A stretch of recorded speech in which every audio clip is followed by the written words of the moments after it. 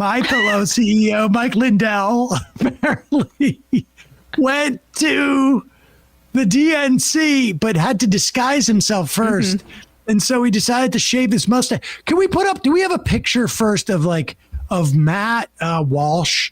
Can you find a picture of Matt Walsh has apparently disguised himself so he can walk amongst the DNC? It's a real clever disguise. A live footage of it from up above. Here's Matt Walsh in a hat. He's dressed in Kamala gear. All kinds of people, and she was effective in getting. This is zooming in. You can see him there. Oh, that's him with the red hat. There he is.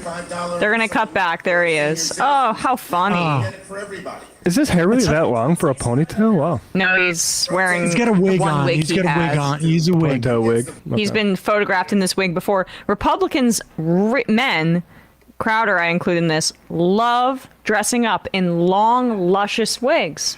Well, you know what's sort of like, I think, bizarre about this? I mean, I went and crashed the RNC in 2004, but I just dressed like I was dressing at the time, which was, a bow tie and a sport jacket. I didn't have a wig or, get a special hairdo.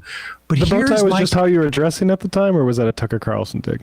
Well, it was a joke that I was trying to confuse people, but it wasn't just for the RNC. RNC took place in August. I had been doing this since April to confuse people when I did cable TV hits, so they could say, because I sort of looked like Tucker at the time. We were both a little bit, plumper, and I wanted people to go like, what happened with that guy he had glasses too, I think, at that time. What happened with that guy with the bow tie? Because that was the only way that people remembered him. He was the bow tie guy. Mm-hmm. And I figured I could confuse people. So it wasn't really to be incognito at the convention, but they really love to cosplay. Here's Mike Lindell taking us behind the veil to watch him shave his mustache. This is, for a lot of people, I should say, I want to say trigger warning, but really it's more like not safe for work. If you're at work and you might get titillated by this, I would be careful. Oh, he's back. Oh, there we go. Yeah. Yep. You're back. Yeah. Wow. Okay, now we got to get the rest of the skies on. Okay. Let me see how it looks all in one thing. There. Here we go. This would be, I'll use this, the police gave me this as the last, if things get out of hand. And that will be on me. You're not doing listen me a to favor them laughing at snicker. that. To the local. Yeah. There's snickers. Just real quick, Bradley. Go. If you're in a room with a guy like this, you're not doing him any favors laughing at every one of his weird jokes like that. At a certain point, you got to be like, you're kind of acting strange, buddy. All right. Well, if they're working for him, they're not in their right state of mind. So I don't know what to tell you. It's hard to give them advice. The premise for this, too, is that everybody's going to know that Mike Lindell is trying to crash the Democratic convention, and they're all they've got all sorts of who's on the keep Mike Lindell from cracking the case squad. Yeah, great prank pharma. Yeah, just be careful. This is like Mission Impossible stuff. Go ahead. We got this at a local hat place here in Chicago. Panama Jack. This is really about somebody who wants to be able to dress up. You can't tell it's the guy whose name you probably wouldn't remember anyway. On his way. What do you guys think? To a Havana casino. Ooh, hide the cross, Mike. They're going to know you right away. Pause it. I just want to make this also clear. Pause it for 1 second. Jesus. Oh, Jesus. It is.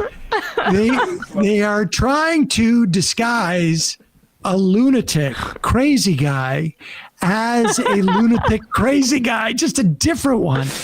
Is that one of those guys accused of shooting JFK? This is the funniest prank I've ever seen. They'll I'm going to dress slightly different. I'm like DB Cooper. They'll never know that I'm insane if I dress like this. I have 3 guys with camera phones following me.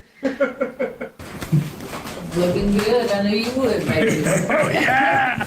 Mwah. This is how you spice it up, It's all folks. worth it, you guys. I mean, we've got to. Hey, do you recognize me? We're going to the DNC. We're going to get going there like this. We're going to interview. We're going to get people. Wait, can you pause it for a Yeah, sec? pause real quick. Okay, so he has a tan line on his upper lip. Right? Hey, that happens. Look, Well, that Okay. happens with somebody it. who just got rid of a stash. But with all that said, like, what does he think he's gonna get looking like that, as opposed to going in there as Mike Lindell? Like, people go, oh, you're just a normal guy wearing sunglasses inside and a hat. And of course, I'll talk to you, but I would never talk to Mike Lindell.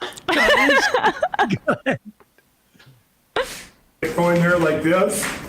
We're going to interview. We're going to get people. I want to go find the media. I want to get to the media. So when the media is there at the DNC, then we're going to tell them about the event tomorrow here in Chicago, which is absolutely going to be the biggest event in this week. Massage and chair. one of the most important events of the year, because we're going to bring Democrats from all over Chicago that voted for Biden.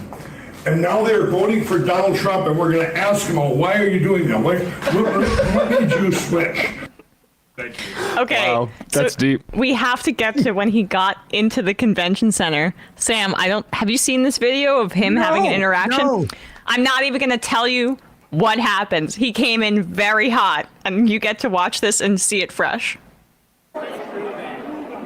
That's in your state. You want to know more in your state? So They your just source- found you haven't 250. provided any source. Pause it real quick. 257 Pause it. For folks just listening, he is debating what looks like a 10, 12-year-old child. 12-year-old boy.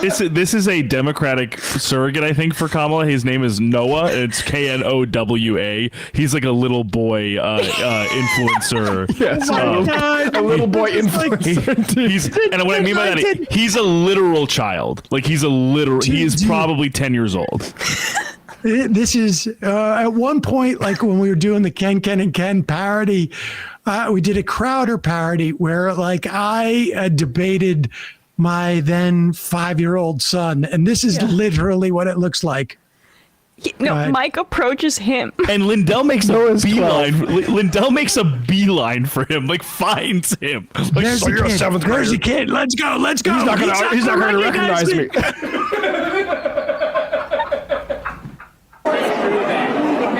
That's in your state. You want to know more in your state? So They your just source- found you haven't provided any source. 257,000 votes. This happened last week. A judge ruled in Georgia that are missing from the 2020 election. So This your- just came out. You're behind. You So should. your source is trust me, bro? That's your source? You haven't provided any The source. It's in your papers in Georgia. You need to read your news. You haven't given me any You last need to name. read your news. No, this is your Georgia news. Yeah, This is yeah. your Georgia. This is your Georgia. Thanks, buddy. Have a good day, sir. Let's keep walking. Wow, That's in your- his disguise worked perfectly. no. That kid had no idea that he just got bammied by Mike Lindell. You just got pillowed, buddy. No, Noah, the 12-year-old boy, walks away from Lindell saying, "You're a clown, bro." he literally is like, "You're full of crap," he says. This 12-year-old boy. You call me a clown, but you don't even realize I'm Mike Lindell. He had no idea who he was talking to. He thought he was talking to some idiot. It's me, Mike Lindell. I shaved my mustache. You idiot. Like who? Who's Mike? Oh my God. I know. He goes up to the boy. That's the part that I just can't get over. Oh my God. Is there any more Mike Lindell? Please. Can we intersperse it with... We'll monitor the feed. Hey, folks, don't forget to hit the subscribe button and check out our daily show. We do it every day at 12 p.m. Eastern for about 2.5 hours. We even take phone calls. You should check that out.